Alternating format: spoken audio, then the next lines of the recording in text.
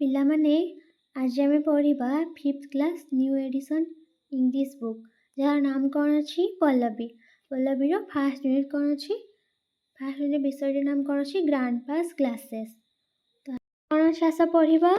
Amit, sir what are you looking for? Amit ପଚାରୁଛି sir ଆପଣ କ'ଣ ଖୋଜୁଛନ୍ତି? Mili, sir are you looking for your glasses? Mili କହୁଛି ସାର୍ ଆପଣ କ'ଣ ଆପଣଙ୍କ ଗ୍ଲାସେସ୍ ମାନେ ଚଷମା ଖୋଜୁଛନ୍ତି? ଟିଚର କ'ଣ କହିଲେ? ନ ମିଲି, ନା ମିଲି। ତାପରେ ମିଲି କ'ଣ କହୁଛି? Sir are you looking for something else? ତାର ଅର୍ଥ କ'ଣ? ସାର୍ ଆପଣ ଆଉ କିଛି ଖୋଜୁଛନ୍ତି କି? କିଏ ପଚାରୁଛି? ମିଲି ପଚାରୁଛି। ତାପରେ ଟିଚର କ'ଣ କହିଛନ୍ତି? Yes my pen, I can't find it now. Teacher କ'ଣ କହିଛନ୍ତି? ହଁ ଏହା ମୋର ପେନ୍ ଯେଉଁଟାକି ମୁଁ ଏବେ ପାଉନାହିଁ। ତାପରେ ସଫିନା କ'ଣ କହିଛି? Is that in your pocket? ସେ କହୁଛି ସାର୍ ସେଇଟା ଆପଣଙ୍କ ପକେଟ୍ରେ ଅଛି କି? ତାପରେ ଡେଭିଡ୍ କହୁଛି କ'ଣ? It is there sir. ହଁ ସାର୍ ଏହା ସେଠାରେ ଅଛି। ତାପରେ ଟିଚର କ'ଣ କହୁଛନ୍ତି? Oh my god thank you children. ହେ ମୋର ଭଗବାନ। ତାପରେ ପିଲାମାନଙ୍କୁ ଧନ୍ୟବାଦ ଜଣାଇଛନ୍ତି। All laughed and laughed. ତାପରେ ସମସ୍ତେ ହସିଲେ ଆଉ ହସିଲେ। Today our grandpa is searching everywhere. ଆଜି ଆମ ଜେଜେବାପା ଚାରିଆଡ଼େ ଖୋଜୁଛନ୍ତି ବା ଖୋଜି ବୁଲୁଛନ୍ତି। He lost his glasses. ସେ ତାଙ୍କର ଚଷମାଟି ହଜେଇ ଦେଇଛନ୍ତି। It was his only pair. ଏଇଟା ତାଙ୍କର ଗୋଟିଏ ବୋଲି ଚଷମା ଥିଲା ବା ଗୋଟିଏ ବୋଲି ପେୟାର ଥିଲା। ତାପରେ ଦେଖିବା ସେକେଣ୍ଡ ଷ୍ଟାଞ୍ଜାରେ କ'ଣ ଅଛି? He can not read the newspaper. ସେ ଖବରକାଗଜ ପଢ଼ିପାରୁନାହାନ୍ତି। ତାପରେ କ'ଣ ଅଛି? He can not watch TV.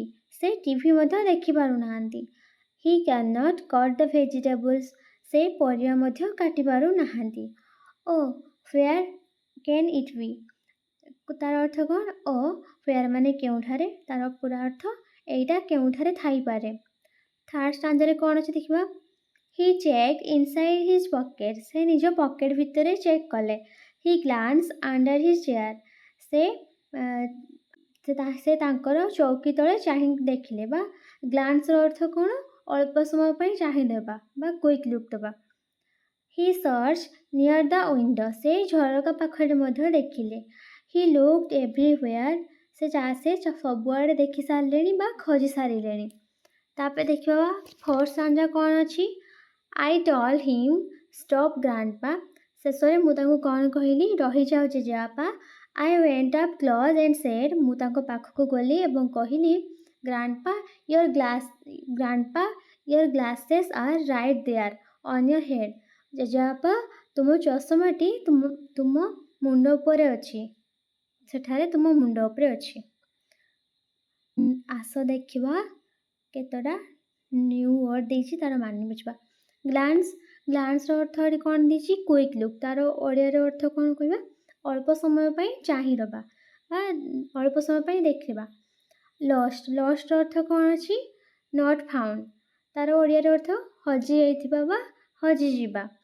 ପେୟାରର ଅର୍ଥ ଏଠି କ'ଣ ଦେଇଛି? A set of two things use together. ତାର ଅର୍ଥ କ'ଣ? ଦୁଇଟି ଜିନିଷର ଏକ ସେଟ୍କୁ ପେୟାର ବୁଝାଏ। ସର୍ଚ୍ଚ ମାନେ ତୁମେ ଜାଣିଥିବ ଲୁକ୍ ଫର୍ ବା ଓଡ଼ିଆରେ ତାକୁ ଆମେ କ'ଣ କହିବା? ଖୋଜିବା।